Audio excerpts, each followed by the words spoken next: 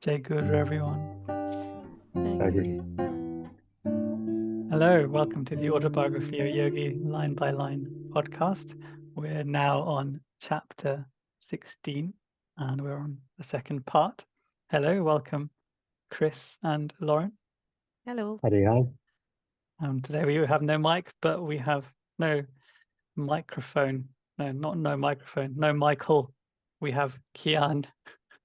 Hello, Cian. Welcome back to the podcast. Hey, thank you very much. Great to have you. So, Cian, tell us what your first experience of the autobiography was.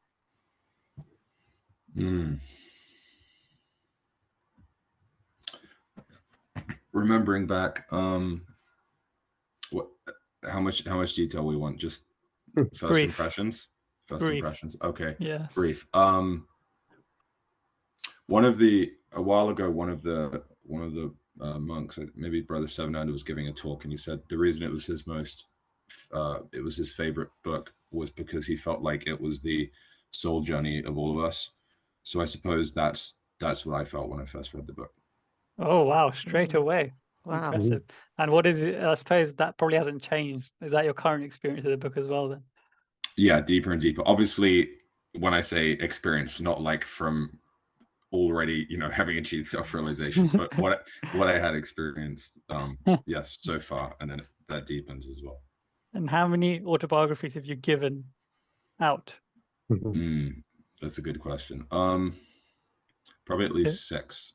Good. Yes, because I was going to say, if it was less than 5, I might have to kick you off this call, but you just... Oh dear, does that mean I have to leave? I'm inspired by George Harrison's admonition on the back of the autobiography about, he says, I keep a stack, at my house just in case, anyone comes by. So I try and do the same, at least trying to keep at least 2 plus mine. Nice. Lauren, did you just say if that was you, then you don't make the cut? Is that Yes. what you said? Oh, Yeah. Well, I'm very particular about who I give it to. If they express an interest and I can, it's obvious that they're quite receptive to it, then of course I get them a copy. But if not, no. Although I did give a copy to the Holy Science to somebody the other day. So Nice. that kind of counts, right? It does, yeah. We'll allow it on this occasion. Thank you. We'll give you a special dispensation.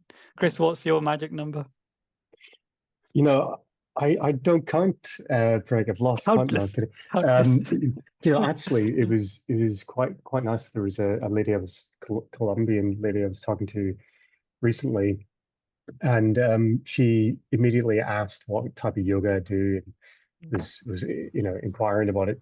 And to your point, Lauren, I don't really sort of push it on people for sure, but only whenever people ask me do I really recommend it and send it their way. And she immediately got the book, signed up to the lessons. Wow. Immediately. Nice. It was great. Like, she was ready to jump in. So and that was just last week, I think, which was nice. And I've got a few Portuguese copies in the house where guests dive in and dive out. So they kind of casually read. Who knows how many go away to buy. Yeah. Hopefully a few. I've seen your stash of SRF material in near your canteen, your food court area. Kitchen, yeah. Kitchen yeah, area. There's good stuff, all sorts of literature, right? Even stuff, some books that SRF devotees make for more junior folks, or kids and things like that, little kids books, which were really good. Indeed. It's really nice. I encourage everyone to go along to Chris's humble abode in Brazil. But let's talk about the podcast. What does that mean? It's Spanish, actually. You're welcome. I've been spending too much time in Spanish speaking countries. Okay. Yeah. So let's talk about the podcast. So we're in chapter 16. What happened in the previous episode, in the first part that we discussed, Chris? Indeed. So Mike took us through the initial question that's posed to young Mukunda by Sri Yukteswar, which is, why don't you get an astrological amulet?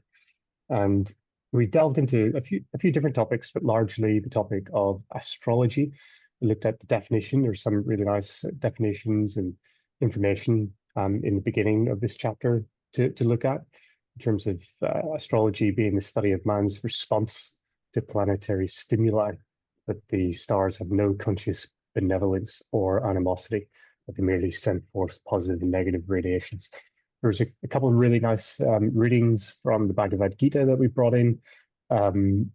Really, the standout one for me was planets and stars. All planets and stars, for example, are in charge of divine astral beings, which really is a fascinating topic, a lot to unpack here.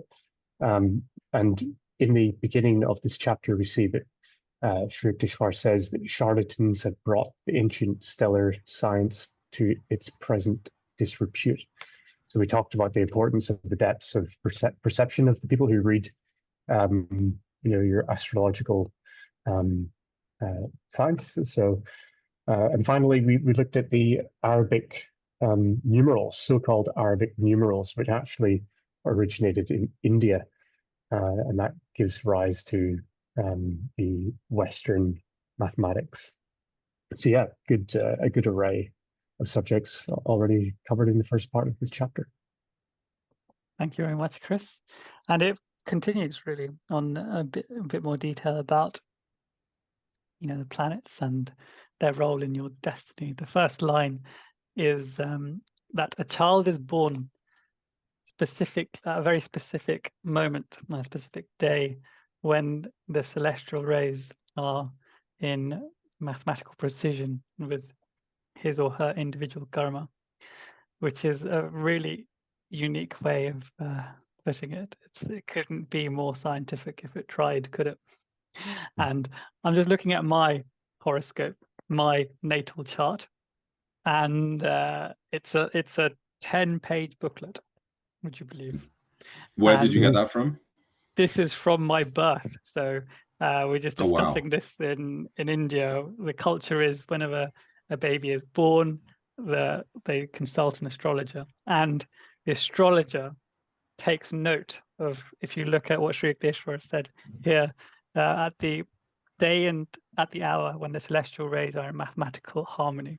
So you can imagine there's a lot of maths happening. So if I'm just looking at like halfway through the page, it says the place of birth, the standard time of birth, the local time, the latitude, the east longitudinal time from Greenwich, the declination of the sun, the equation of time, whatever that is, the apparent local time of the sunrise, the mean local time of the sunrise, the standard time of the sunrise, and the length of the day.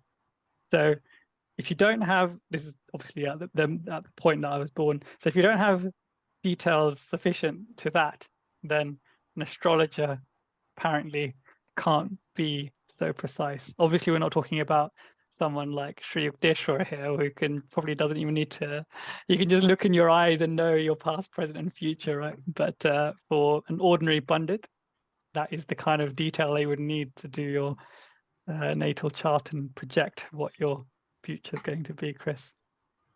And how does one come about something like this? Oh, so what do you mean now, you mean? Yeah, who created this for you? And that's a lot of details. The pundit. So, for example, our family has a Brahmin or a pundit, and this is the same Brahmin pundit that would have like married my mum and dad, for example. Yeah, and one of the things that they learn is astrology. Brahmins usually have to learn astrology, and so this is one of their like branches of knowledge, and so then this is so then everyone born in my family, from myself to my cousins, they all would have had the same chart, my siblings, and even like perhaps it would have been this pundit's father that did my father's one, for example. So it goes on, the lineage goes on. Traditionally, that's their traditions go back by family. So right now, if you wanted to do it, I've got no clue, Chris. you'll have to Google it, but then you'll be at risk of what Sri Yukteswar describes as charlatan. charlatans. So what information then would you have had to have given? Yeah, so your... he would have calculated this, right? And he would have asked for things like my father's details, my mother's details, mine, the name that they want to name me, all these things. All these things. Actually, my name may not have been given at that time, actually, but yeah, just my father's names. So yeah, go on. Quite a few of those, I think, are from the astronomical calculations. Like equation of time, I think, has something to do with the difference between like what they call the mean time, if you assume a circular orbit, and then the actual orbit, which is more elliptical of planets. It's amazing how much can be taken from just a time and a date. Yeah, it is amazing. And then there's what they do is they do lots of calculations of the positions of the various constellations. And then at the end of the book, they give you a summary. Wow. Of people like, don't pause this and look at why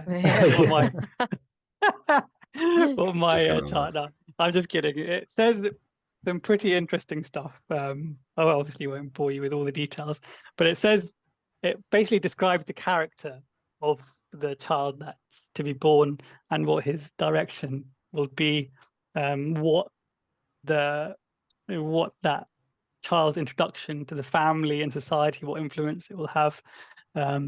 So it can have some great things. It can also have some ominous things. And the ominous things are a bit touchy, because should an astrologer tell you ominous things? I don't know. What do you think, Cian?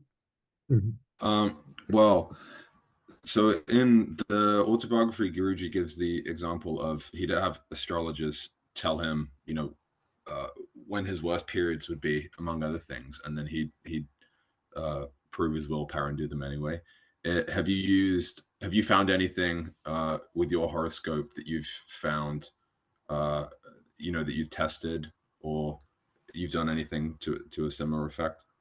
I haven't tested, because most of my things have been completely accurate. So it said things like yeah, so he will be in the profession he'll have is where he'll use his strong sense and capability of using his labor, i.e. his hands. He's going to go into an engineering type, these are the words that are in there, an engineering type profession. And obviously listeners know I've mentioned that I'm a chartered engineer, and it says he's creative, and he's all these nice things as well. But the ominous things, thanks. The ominous things are quite interesting, actually, because it says things like not just the one thing that is ominous. It says that this birth will cause some problems for the family, and there were some significant problems. There was like a death in my family, pretty much, right? And it kind of predicted that death or that health. It called it a severe health problem of a particular relation. So I was wondering, and this is obviously the last thing, right? A parent wants to hear about. So I wonder what purpose, because obviously these aren't just, they're not just doing this for the money, right? Because if they were doing it for the money, then the Brahmins, they would just say all good things, right? And then they would omit anything that negative that might happen in that person's life. But if it's real, then they got to say the good and air quotes, bad. So I wonder how that would have benefited my family to know that. It could have been like a bombshell, right? And then 9 months later it came true. So then it's like a bombshell and another bombshell.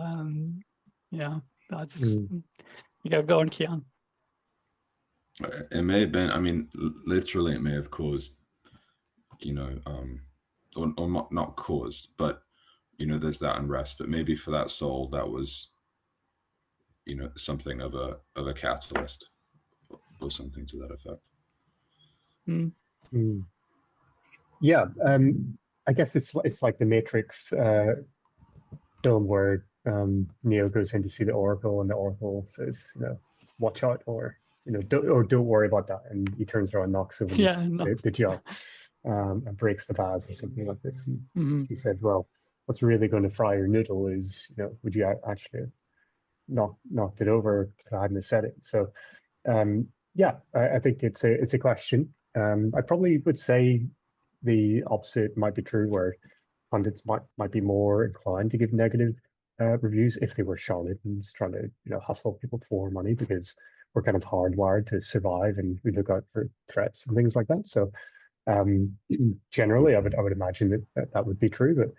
But I have had an experience with what my wife has used a few times as more of a sort of fortune teller sort of person, but she's been eerily correct and gave a few precautions about a family member not being in good health, and I actually used that. I wasn't sure whether to really engage to do anything about it, but I did, and I was kind of thankful that I did, because the family member in question was going through a very difficult time, and she opened up to me and sort of was like, "How did you know?" Like, well, this thing happened. So yeah, it I suppose depends on what you do with it and how you process the information. In this case, family member passed, maybe the information was useful to be able to help process what was about to happen. So I guess it's as it was told in the last part or the beginning of this chapter, that the planets that they give off the energy, negative and positive, actually isn't seen as good or bad for humanity, but it's how we manifest them that really matters. Yeah, that's cool, Chris. It sounds like with sorry, I just lost my train of thought. But basically about here it is. So the one of the monastics was saying that they use they'll look at the news, or at least the headlines, because then they'll know who to pray for. So you doing that, it kind of sounds like a heads up, so that potentially horoscopes can be used for, just being more watchful of, if there are any warnings that come up, or, good or bad, and then using that to just aid our, spiritual journey. I suppose it also, if it's there, then you can make use. Say you found out that you don't have more than a year to live, then if you were one of faith, then you'd do one of two things: just resign to the fact that it's going to happen and enjoy the last year, or you could really make it count the last year. So you've got an opportunity to do that. And the third way you could do it is to try and change the course of events.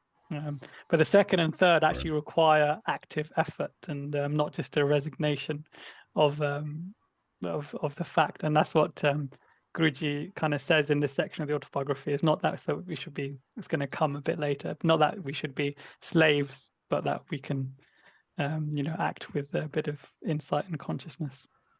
Right. I guess also it depends how impressionable your mind is to these kind of things. Like if you're one of these people who are very quick to take on suggestions and make them like a fact, then perhaps it's something to stay away from, right? Because if you read about the karma that's coming, it becomes true for you, and that's it. But I guess, yeah, if you've got that that place in yourself where you're able to use it as a force for good, or a force for sort of very strong fervency of, no, I'm not going to let this happen. With the help of God, I can overcome my karma, and this doesn't have to be what's set out for me. Then, yeah, great. So it's a bit of a double-edged sword, isn't it? I guess it depends on the individual. Yeah, that's a good point. And Sri Dayama, I think this was in one of the services within the last few weeks. She said when she came to the ashram that she didn't need softness because she already had that, but that Guruji for a period of time would speak to her quite harshly, and because he was trying to build that mental resilience. So maybe on you know, on a certain subtle level, the concept, of all the opportunities and insights that horoscopes can give, it can also be an opportunity to cultivate, you know, to texture that even-mindedness, so we can read about these things and just work to use it objectively, and but not be unduly influenced by it, but also, which isn't easy, I don't think, for any of us, because, you know, environment is, or any impressions, you know, around us can be very strong, especially if our imagination or fears, you know, grab onto it. Yeah, but at the same time, not to shy away from that type of things. Like, no, I don't want to know, or not be afraid of it as well. Indeed.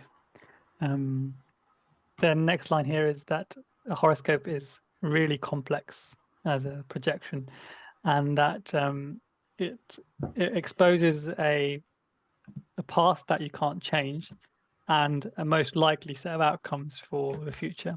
One of the things in my horoscope was that one of the planetary systems was kind of obstructing me or in the way, and to alleviate that, I had to do certain kind of rituals through my whole life. Sorry, one of the, what was it going to get one in of the your way? planetary systems Right, systems is in the way of my progress, whether it's material or spiritual, it didn't specify, and that I'd have to do certain rituals to kind of counter that influence. And so most of my life I did them, and then I started Kriya. I thought, come on, surely Kriya is more powerful than any ritual. It's got to include everything. So then I stopped doing it, but heaven knows. But yeah, because Guruji's, I'm hoping, you know, we can have faith in Guruji after a certain point in our lives, and leave all this other unknown stuff to the side, but risk, I suppose. yeah, but he's saying part of it, divine surrender. Yeah, he's saying, but the natal chart can be rightly interpreted by men of intuitive wisdom. These are few. So this is, as I mentioned, that's my natal chart there. And he said that men of intuitive wisdom, and we know that Sri Yukteswar is in this category, correct? But what we don't know, or you may not know, is that he didn't just become a man of intuitive wisdom. He actually worked for it. So, so if you read some of the other books, like his biography by Swami Satyananda, it says that he used to visit Varanasi, or Banaras is referred to in the book, very often, where his mother lived, not just to see his mum, but also because that's where the most learned astrologers and the pundits were.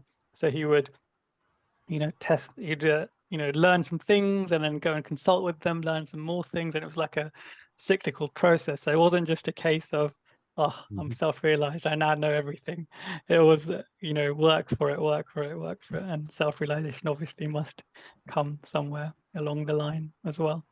Another interesting thing is, apparently, according to the Bengali astrological system, even though, like, I've got star signs in this book, the same ones that we have in the West, but in the Bengali system, the signs of the zodiac aren't used in the same way. So you're not identified with the sign.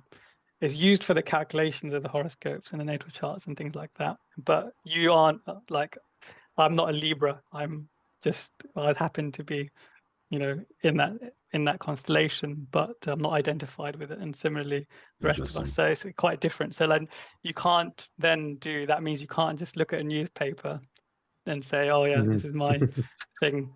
As much as we love to do as much as we love to do that. Gosh darn it. And then we kind of see, like, oh yeah, that's true. Actually, you kind of see the truth in the reading as opposed to the other way around. Yes. So the next section is that he's saying that the message boldly emblazoned at the moment of birth, as I mentioned, is not meant to say what your destiny is. You're meant to essentially become your own charioteer in life, right? And it's the result of all your past, whether it's good or evil. That's what brought you here. to this specific planetary system, to this at a specific point in time where the planets and the stars are the way they are. And then it's got a fantastic line here that says that it's to arouse man's will to escape from his universal thraldom. What a fantastic line. We want to escape, to overcome our destiny, to be greater than our destiny. I remember Mike was telling us that a devotee at Lake Shrine, who's an Austrian devotee, they had a what do we call it? There was a prime minister. It was I think his name was Sebastian Kurz, and he was prime minister. And she looked at his natal chart whilst he was in power. He was a chancellor, I think, actually. And then she predicted in 4 months' time he's going to have to resign. He's going to have to leave his post. And then that's what ended up happening. This was in Lake Shrine. So apparently you can work it out yourself as well. That's cool. Yeah, there's maybe you guys have heard of this. There's something called the Bible Code, and these scholars at the Hebrew University found with the Torah, you wrap it around a cylinder, and it's got all of these, like everyone's in there, and you can get programs, you can search up your name, and then they sent it to Harvard and they verified that as well. But it's got like earthquakes, like however long ago it was written. It's in the Torah, it's in the first King James version as well of the Bible, and I'm sure every sacred text.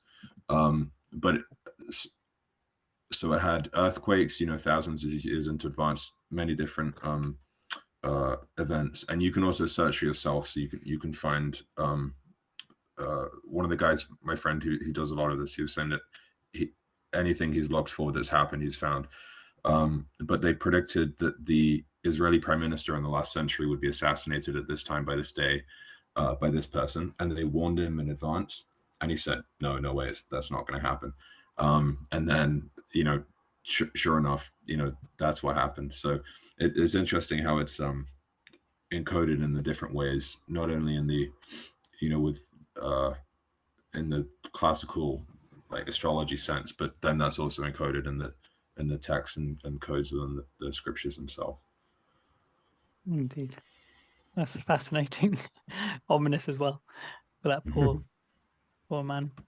But really good here. It says what he has done, he can undo.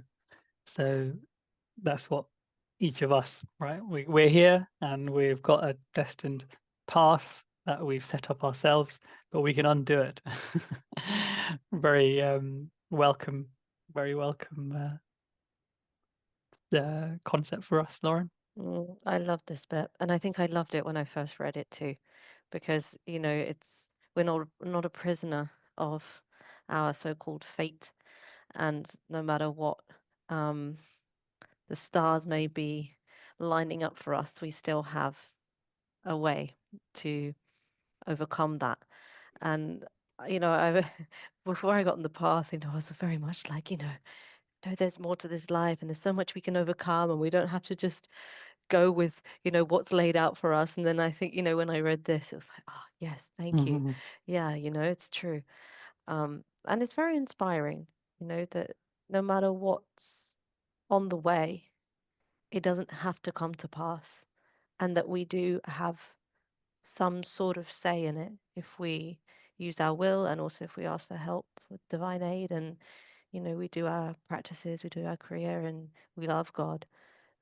Maybe just maybe we might either escape it, or we might sort of nullify the effects.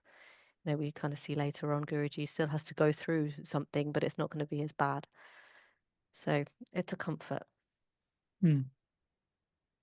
Yeah, and I hear that there can be two reactions that I often hear to astrology, and some people say it's so cool, it's so accurate, and then some people say, sometimes people say, well, just these two people are Libra, so they should get married, or I'm going to only be friends with Scorpios, because I'm Scorpio.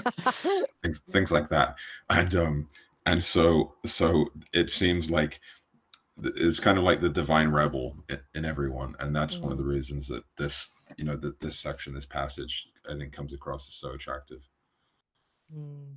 True. Yeah, definitely. And then next thing really talks about taking responsibility for your lot in life, where it says that only you are responsible and you're the instigator of the causes of whatever is now prevalent in your life, that's a tough pill to swallow, isn't it? That's some strong medicine not for the faint-hearted. Because if someone's going through a challenging time, you can't really say you are the you, it's because of you. It's like really uncompassionate, isn't it? But essentially what it's saying here. Yeah, I heard at one time. I'm googling it now, but I'm not sure if it's true. So feel free to fact check me on it. But I heard the word "fair" doesn't exist in Hebrew, and whenever I heard that, I thought, "Wow, that's really fascinating if that's true." Because often on this subject, people say, "Oh, this happened. It's so unfair. You know, I did everything right. This is so unfair. Why is this happening to me?" You know, these kind of concepts, but this is flying in the face of that. But, you know, the image I have is, you know, we're all playing Twister, and we can twist ourselves indefinitely, and we can find our pain comes from all these twists that we're distorting ourselves into. We can untwist ourselves. But I just thought this concept of fairness and the idea of this is very refreshing, because it's against the culture, I think, that exists in the Western world of fairness. But yeah, interesting if Hebrew doesn't have that concept, because they have some deep philosophical roots that would be akin to what we're reading here. I like it.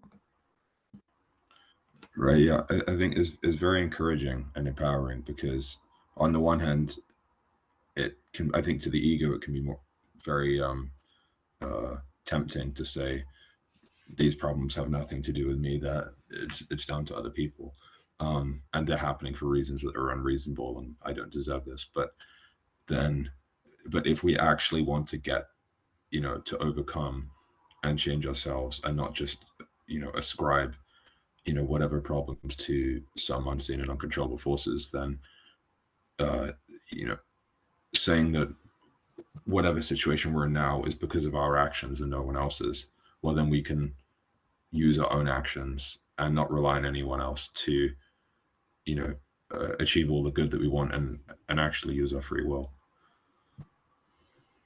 Yeah, and that's pretty much what it says in the next line, that he can overcome any limitation because it is created by his own actions in the first place. It's quite liberating. If you really acknowledge this, it is quite liberating, I think, because it encourages you to change more with more oomph and vigor than just reading a dry reason to do it. If someone says, you know, it's good to control your diet, you'll be healthy, that's one thing. But then if you read this, that you can overcome your limitations and the unhealth is caused by you in the first place, by what you do and what you have done, then I think it's a bit more like you can see the consequence a bit more readily, and you can use your willpower a bit more easily, which is cool. And then this is another great line, that because he possesses the spiritual resources essentially to do so, that are not subject to planetary pressures. And this is why I stopped doing that ritual that I said that I should be doing according to my natal chart, because I do Kriya, the highest sacrifice, right, on the so I feel like everything's covered in there. But I'm sure there's other spiritual resources like prayer and, you know, living a good and a balanced life and devotion and all the other good stuff that we do, service. Yeah. So the next paragraph says that the superstitious awe of astrology makes one an automation. And some people do this. They live their whole lives by what an astrologer says to do and what not to do.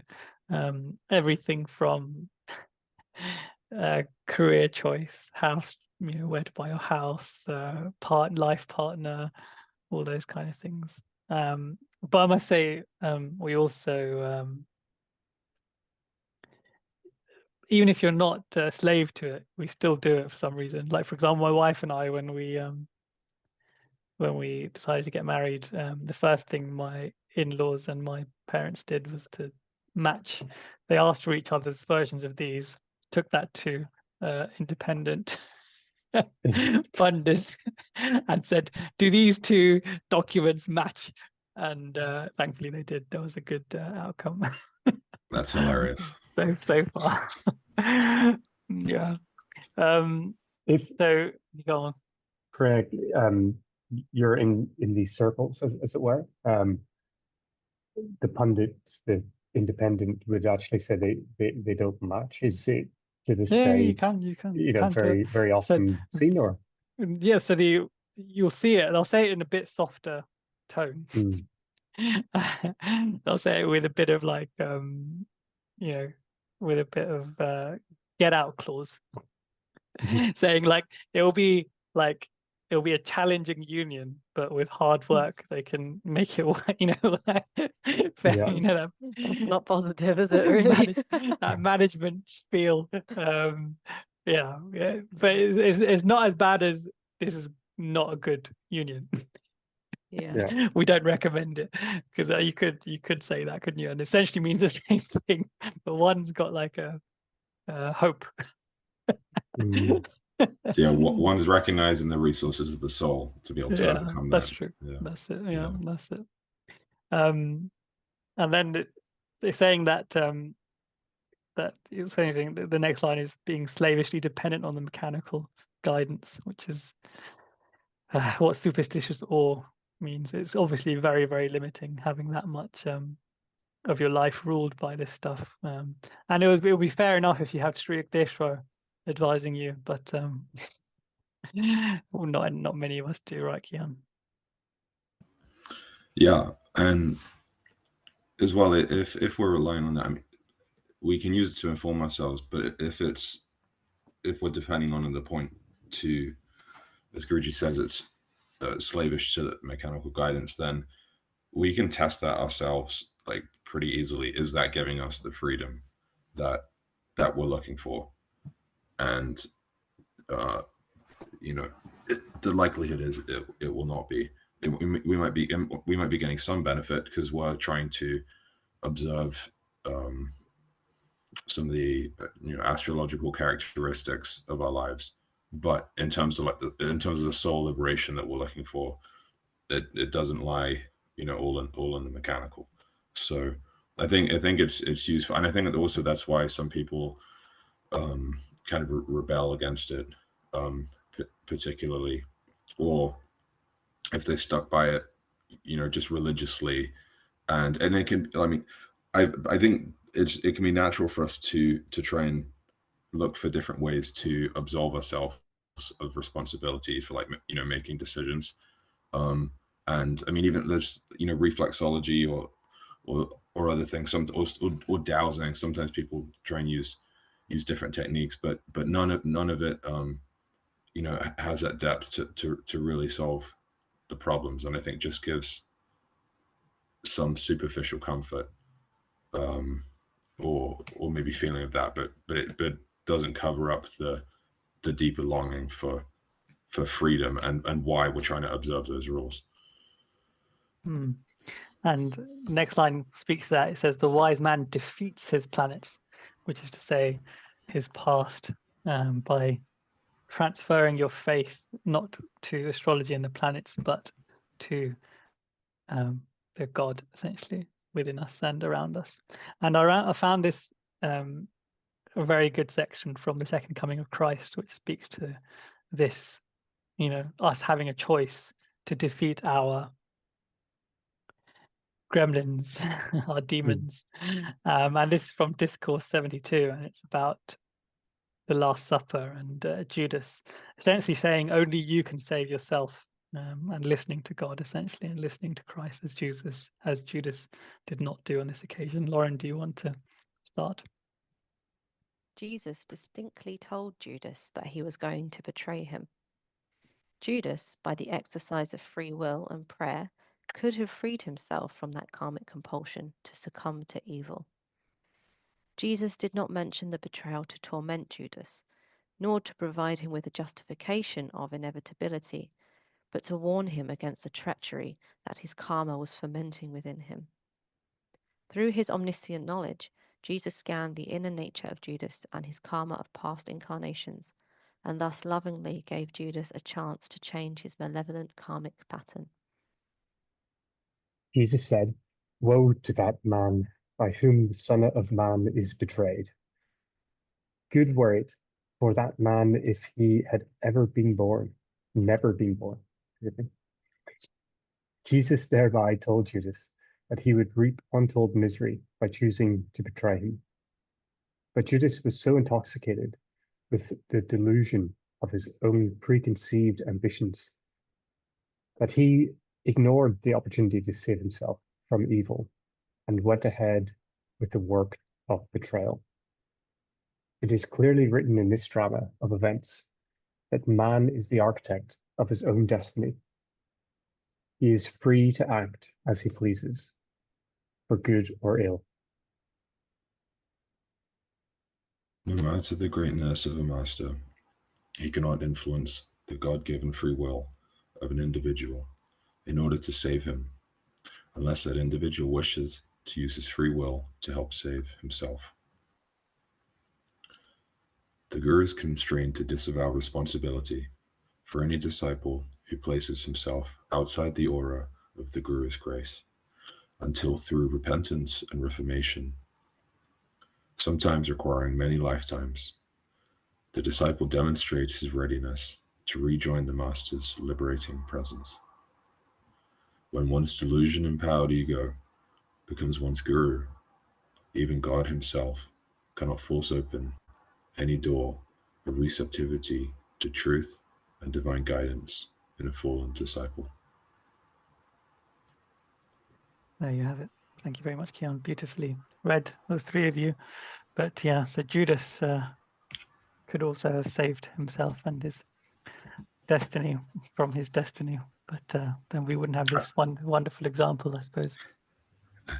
I hadn't read that. Thank you. That's a wonderful choice. Yes, I thought it was apt. Yeah.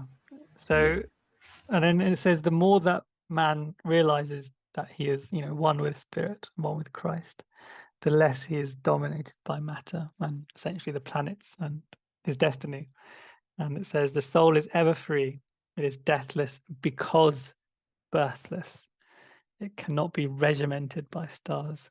So the soul is free, but our bodies are ever compulsed to act, and our egos are similarly compulsed to act as they do.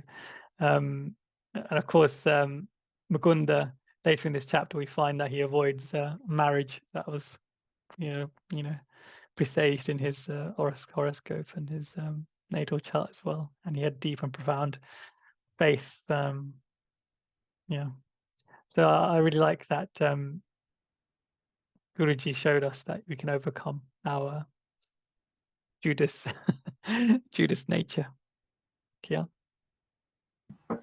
Yeah, absolutely. And often I think with a lot of things, and it's very easy to do when something like astrology is talked about, and it's talked about with such authority, but not often, and I'm not an expert in it, but the exact mechanics of why it has such an influence, and maybe because that would then it's just guided knowledge, and that there needs to be a certain degree of realization to be able to use it properly. But the way that Guruji says the soul is ever free, it is deathless because birthless. It cannot be regimented by stars.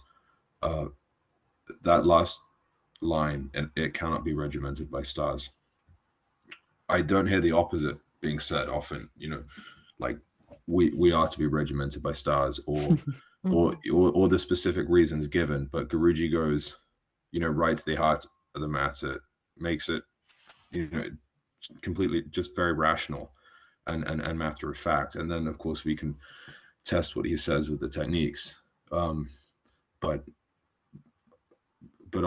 often there can be reliance, I think, because of the impressions of what we hear around us, and we don't think and try and go deeper as to why that may or may not be relevant to us, you know, whether in the soul ultimately, or in this incarnation, or otherwise. Indeed, and this whole couple of sentences must have been quite profound. Well, they are profound, but it must have had a very moving impact on both Sri Yukteswar and Mukunda that was listening, because there was a period of long silence after these few statements, as it's mentioned in a couple of lines. But the next line says that man is a soul and has a body. Oh no, yeah, man is a soul and has a body, which is similar to what we talked about in the previous section 15, chapter 15, part 3, where I said that C.S. Lewis said, you don't have a soul, you are a soul, and you have a body. Or someone else before that may have said that, but it's similar concept. So quite a nice declaration of truth there. Man is a soul and has a body, in italics. So when he properly places his sense of identity, he leaves behind all compulsive patterns. I love this. That this kind of section answers. This section answers, the age-old question: where does destiny begin, and where does free will end, and where does free will end and destiny begin? That whole paradox. I think this whole section that we're reading here answers the question, in that you can either be a slave to your destiny and have no free will, or you can conquer your destiny with your free will, and those aren't contradictory terms. Yeah. Is that, I don't remember that quote from the book. Did you just come up with that? Which one? About the what you just said about conquering destiny. No, it's a common philosophical debate that that comes up for people that are of faith and people that are scientists, essentially. Right. Yeah, and it's the way Guruji communicates or conveys this in the book. It feels like the way it's broken down and the technical details and where the responsibility is placed it just comes across as God reaching out a hand to, try and catalyze everyone to find self-realization as quickly as possible. And Guruji's highlighting that nothing's there to hold us back. It's just to help us inform ourselves and move forward. Indeed. Does leaving behind all your compulsive patterns, does that mean that going away from body inclinations to relying on spirit? What do you think? I don't think so, because the way that the exact quote of Guruji from about Sri Yukteswar, I don't exactly remember, but paraphrasing was Sri Yukteswar didn't discuss spiritual experiences, openly, but in action he was freely expressive. So I think there's a difference between being compelled to do something and being free to do something, just for the good of itself, not because it's calm or electrical grooves in the brain or anything else. So, and that freedom I don't think is excluded to just what might be seen as more spiritual realms, but any part of creation, because God pervades and is creation is part of God. It says that so long as he remains confused in ordinary state of spiritual amnesia, he will know he will know the subtle fetters of environmental law.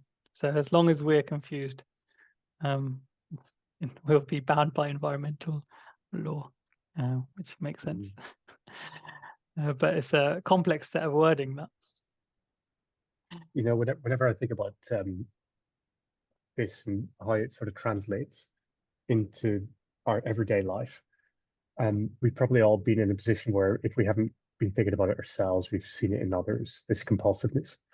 And this idea of confused state, we would love to be able to just click a finger, get ourselves out of it or get others out of it as well. But it's I lost my train of thought. I actually had a point, completely forgot it. But it's just spiritual amnesia. Just a very, yes, the spiritual amnesia. Being what it is it's an inevitable pattern to follow, I suppose. I forgot my train of thought, so I'll be quiet now. Maybe you can meditate. I might come back to you. And I think we can test this ourselves as well. So, and or relate to it, which I think we have all experienced that we remain confused in the state of spiritual amnesia, and if we are not trying to put spiritual truth into practice, then, or at least in my experience, it feels like the environment has more of an effect on me. But if, for example, meditation, studying Guruji's teachings, even if it's like, for example, certain readings like with the Bhagavad Gita or any of the texts of Autobiography Yogi, if we want to complete something, little often I find can help. Or we might have time for longer sessions, study sessions, but particularly meditation. But that the more I feel that we test those principles that are advocated in the Gita, as in the yogic principles of living, then we can see, am I happier or not? Am I more free from past habits, good or bad or not? Do I feel more insulated from the environment where previously I've feel like society I might be more easily pulled around. So it's good to, I feel it's useful to have these articulations from Guruji so that we can actually put into practice and test them or analyze our previous experiences with those types of states ourselves. I remember what I was going to ask. It was a question to the guys. What do you think is maybe one of the main reasons or a significant contributing factor to this spiritual amnesia? Because we haven't really, we're not going into the identification of it as to why that is, but I wondered if you have any thoughts on this, because as I've mentioned before, we've seen it in ourselves, we've seen it in others, and it's quite a painful thing because it's a challenging thing to overcome unless you've got the right sort of keys of thought available to you. But yeah, just a thought. If you don't have any answers, all good. I think the answer's in the previous line.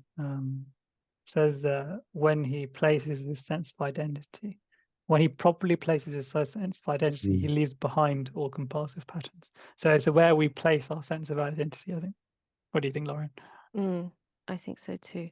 And I also think, it's the job of Maya to keep us earthbound, and it's doing its best. I was thinking about this earlier, it's really trying very hard. It's very actually quite sweet how hard it tries to, keep us here and not in the consciousness of God, right? So there's also that at play as well, which is almost the same thing, but in a different branch. The forces are strong, but we're stronger, right? Yeah, that's a great point, Lauren. That we shouldn't underestimate what's trying to play against us and keep us back. I think praying what you you highlighting the previous line, and also then, which is I think why we meditate and study spiritual scripture or play spiritual music or chant, etc., is when we do that, then we don't feel the influences of the environment around us as much, and it can be easier to feel those aspects of God as joy or peace or love or wisdom, etc. Does that satisfy you, Chris? Yeah, I thought myself something along the lines of fear actually induces the thing that we're fearful of. So Guruji said the only thing you have to be, to be fearful of is fear itself. And it's ironic because it's quite easy to fall into a state of fear, lack of control, or whatever it might be over your life. And then we see these, like, we're subject to the environmental law as we become to fear it. If that makes sense. So this right sense of placing the sense of identity and the proper place of it overcomes that fear in and of itself just by doing that. So, but yeah, interesting Nice. lines. That's a great point. God is harmony, so we've got to attune ourselves with that and never perform any action. And if we do that, we'll never perform any action and miss a thing, which is really cool. Be perfect. His activities are correctly and naturally timed, according with astrological law and the planets. So it's like complete resonance and completely being in tune. And it's saying that after deep prayer and meditation, he's in touch with that divine consciousness or his own divine consciousness. And there's no greater power than that inward protection. So that's the beautiful protection that we can get from being in tune. So the next line, the next paragraph, Mukunda is asking, why then, if Mukunda is essentially saying, if I all I need to do is be in tune with God and gurus, and if I do that, and then I will overcome the planetary influences. He's saying, then why do I need to wear an astrological bangle? Why have you asked me to get one?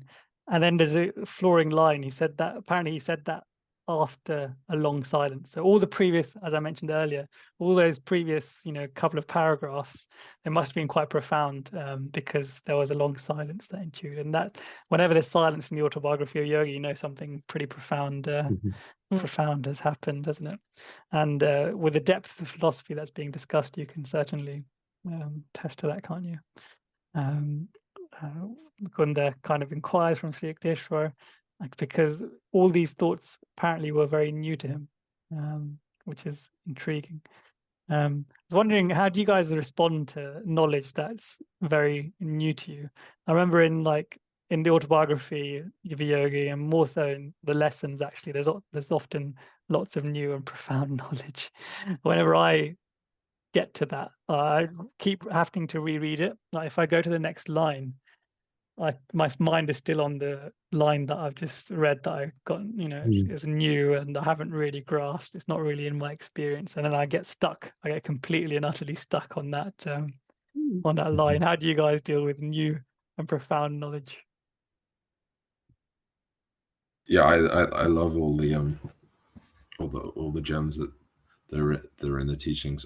I feel like the way Guruji conveys it is almost it is demystifying, because obviously it's only fully demystified once we realize it for ourselves, but oftentimes there can be so much importance placed on trying to discover some aspect of God, or something to do with healing of the body or the mind, or some sort of power, and there's so much emphasis, and that we can probably all think of like a few examples, in whether that's to do with secret societies or general spiritual practices, or science, or any type of science, or material science. But the way Guruji, I feel, conveys it is it's just another part of Maya, and it has relevance and it's important, but because God is the infinite, that he's much greater than that. So there might be that perception of, oh, it's so wonderful, that could solve everyone's problems. For example, the Afzal, is it Afzal Khan, in the autobiography, the man who had that power to materialize and dematerialize things at will. That's a power that I think quite a few covet. But the way Guruji conveys it there is, it's spiritually useless, essentially, and it actually can take us on the wrong path. So if it's appreciated for what it is, but not focused on for the novelty, or not just like the psychic phenomena fascination that we can easily fall to, but focusing on the soul and spirit, which contains all of that and more. I find that assimilating truth is a very curious business. Sometimes I've read something and it just goes straight in, like it didn't have to bypass any barriers or layers. It just goes straight into the heart and it changes your consciousness, and that's it, right? And then other times I notice in myself, particularly when I read parts of the lessons or something of Guruji's, that my consciousness isn't there yet to actually understand or fully assimilate what he is saying, and something I've noticed in my life is that we realize the truth when we're ready and we're fully receptive, and that can only come when it's the right time, so I guess for me it's just keep exposing myself to the truths with the faith that one day right, it will fully go to the core and I'll realize it. But like Cian's saying before, even just listening to spiritual music and just raising your vibration in that way is very helpful, and it doesn't necessarily matter, I think, so much if you don't fully absorb the truth as it's meant straight away, because just by reading it, your consciousness is lifted somehow. It's going to awaken something within you, even if you don't feel it. Yeah, I think I would be a little bit more intuitive than analytical. So I would be a bit of a daydreamer, essentially. Seemingly bit of a what? Sorry, a daydreamer. I would be right. I'd be very quick to sort of gaze off and get lost in thought, which really, looking at it now, is this intuitive way of learning that I think is probably underappreciated in this modern society in a way. But that would be my go-to, Priyank. Similar to you, I would see something, I wouldn't be able to concentrate on the next line because my mind would be too preoccupied with the first one. I have to go back over and over again until it's sunk in. I love here that Mukunda said he tried to assimilate Sri Yukteswar's noble exposition with this kind of question after the silence. But he says Sri Yukteswar responds saying that it's only when a traveler has reached his goal, or someone that's looking for directions, only when you found where you need to go, that you discard the maps. But during the journey itself, during your wayfinding, you take advantage of any and every shortcut, and that the ancient rishis discovered innumerable ways to shorten the period of man's suffering and man's wanderings in the wilderness of delusion and in the forest of Maya. And that is something that I'm sure we can all attest to wanting to do, take use of these shortcuts. And of course, the whole Griya path is one whole shortcut. And if you, it's the airplane route, as we know, the easiest and the quickest route. And not easiest, sorry, the quickest, not necessarily the easiest. We wish it was the easiest. Yeah, exactly. And but a few paragraphs later, it says that you can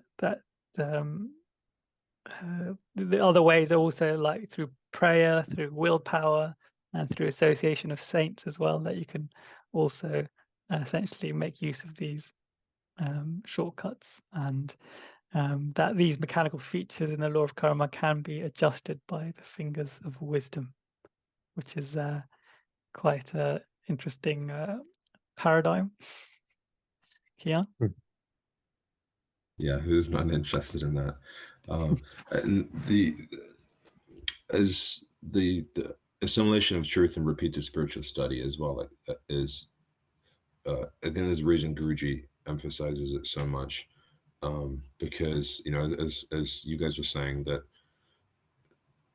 to have the expectation that we're gonna understand everything from something right away, from a new piece of information, I don't think is a point of being exposed to it, but we're given that to assimilate the truths ourselves at whatever pace we're able to, and apply ourselves, but that ultimately we'll just have the full picture in self-realization. So as long as we're making the effort and making progress, then that's I feel that's the main hand that's being extended, the reason for being presented that new knowledge, rather than necessarily just learning some new fact about the universe or the cosmos. True that. With knowledge, slow and steady generally wins the race, isn't it? Guruji says, Sri Yukteswar says here that all our problems arise from some transgression of some law. All of our ills.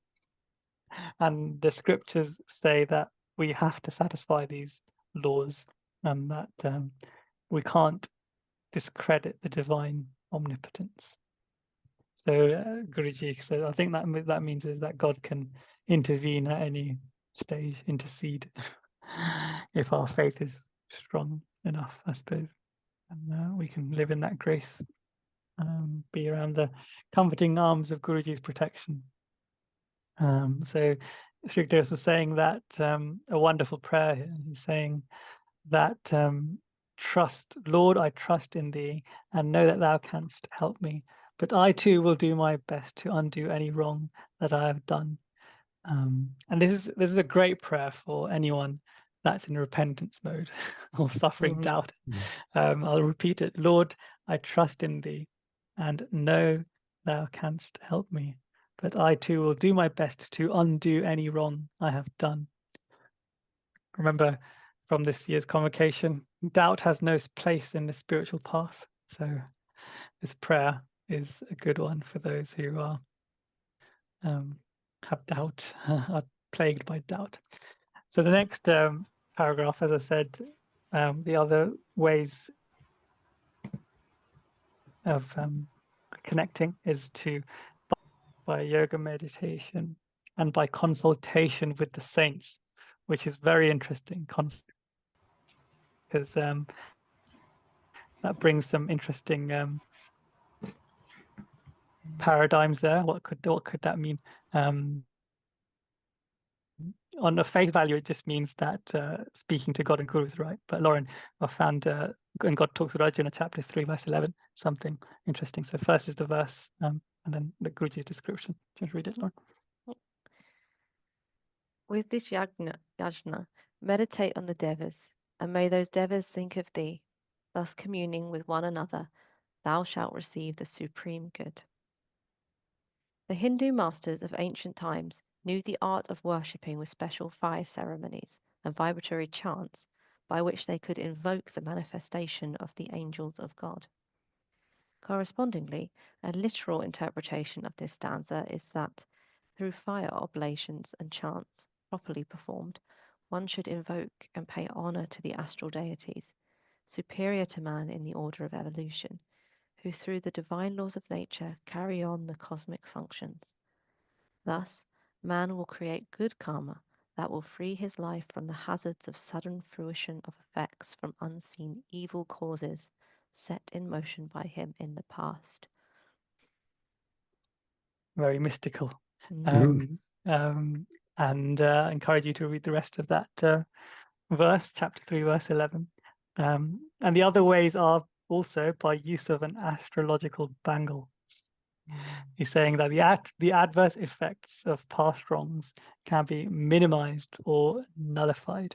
I love that. Minimized or nullified. Either cancelled completely or reduced in impact is how I read that, which are both things that we want.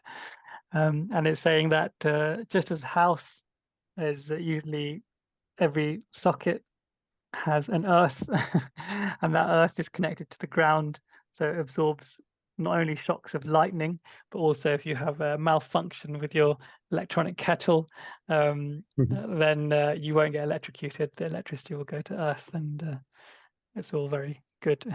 So in a similar way, the body temple can also be protected using certain metals, which we'll read about later, saying that electrical and magnetical radiations are ceaselessly circulating in the universe, and they impact us both for good and bad, but we know not. We just live our lives oblivious to all this good stuff. And then but the ancient rishis looked at this problem in detail, and they wanted to mitigate that impact of those cosmic influences, and they discovered that through scientific means, no doubt, that certain pure metals, high carat gold, for example, emit astral light, which powerfully counteract the negative poles of planets. Again, going back to my example where I had to do that certain ritual, I'm hoping my astral bangle will also help me with that negative pull of that planet that's in my natal chart. So it also says certain plant combinations are also helpful, which is intrigued about that. I wonder which is very interesting. And I can show you which, Lauren. These ones. These are Tulsi beads. Oh, Tulsi. And you're also wearing one of them, Lauren, on your neck. What's that? Rudraksha. Rudraksha as well. So that's another certain plant combination. So yeah, so you can use Cian. metals and also some certain plants, to do that. And it says most effective are faultless jewels, which we don't all have access to, do we, Cian? No, no, certainly not. Is sometimes I don't. Is Guruji wearing two in some of the photographs? Sometimes people wear one or two of the bangles, but I was wondering if we can apply that to the Rudraksha as well.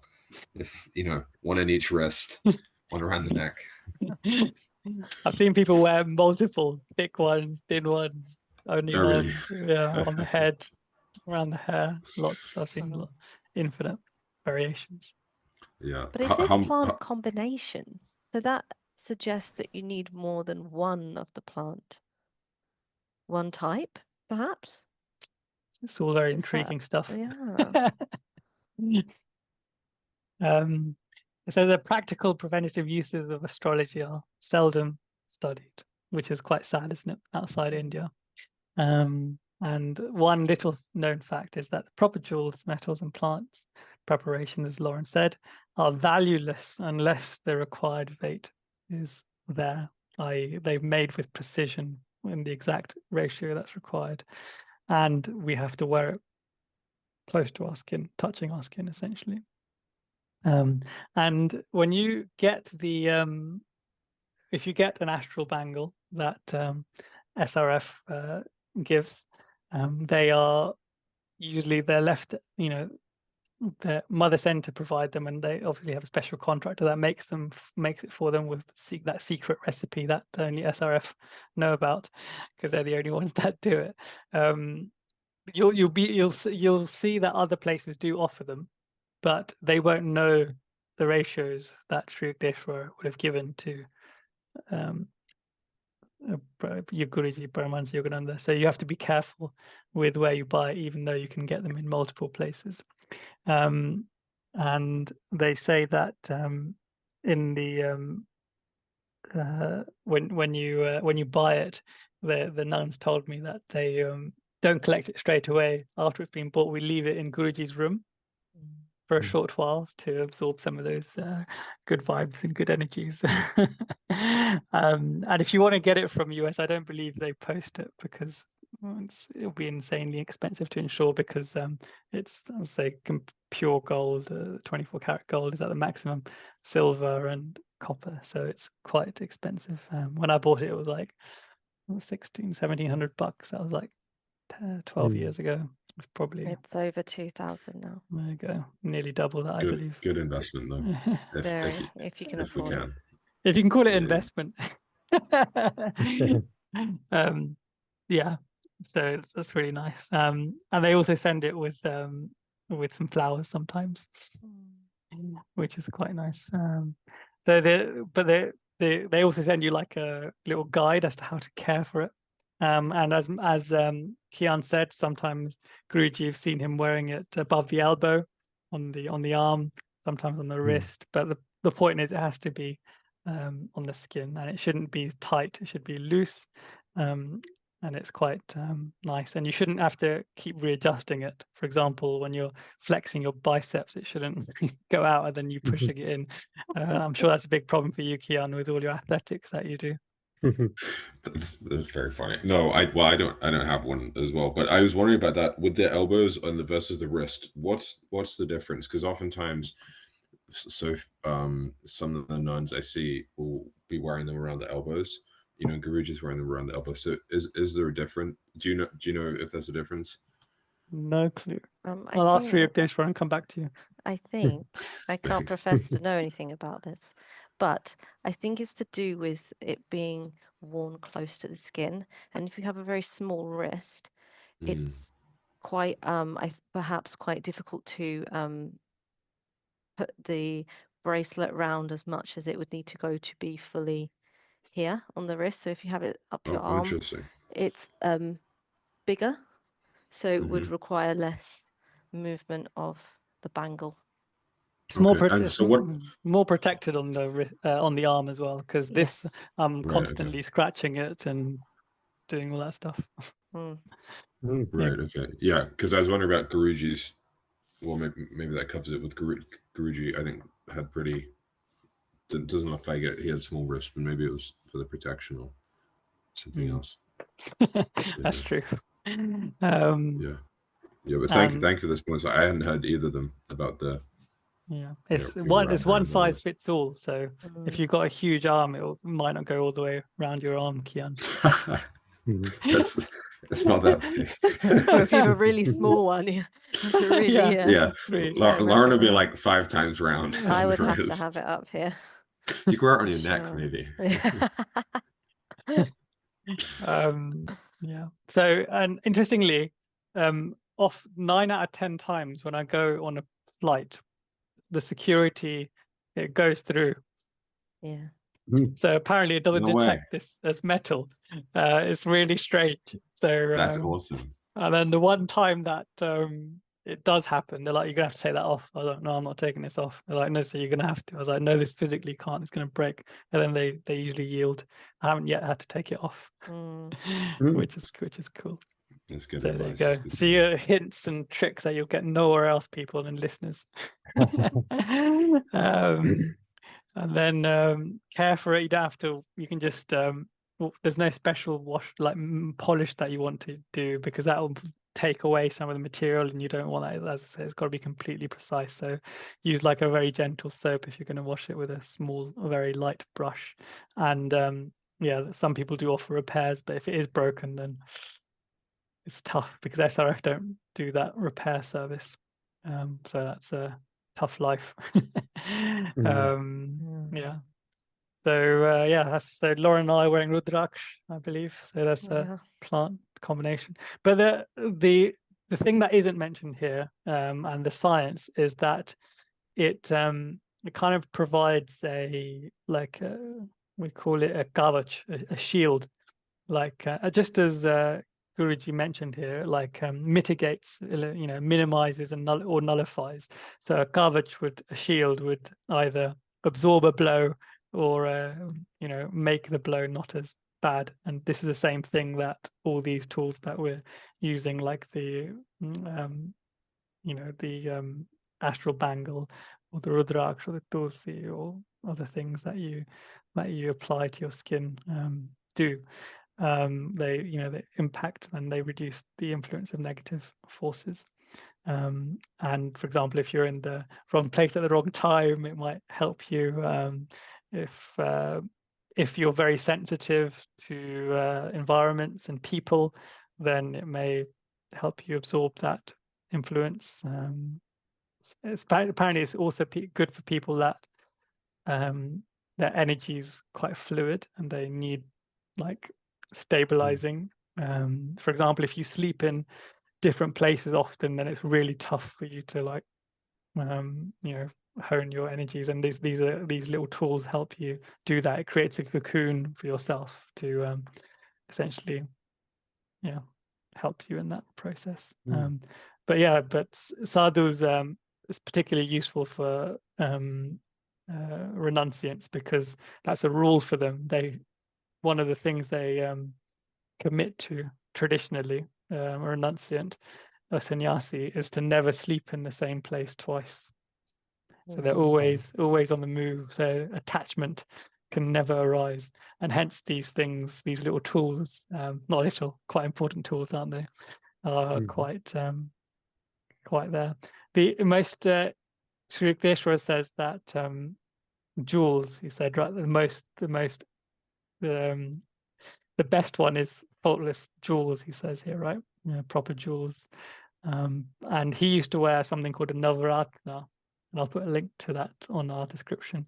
And that's the most expensive one you can get. It's like 9 different jewels.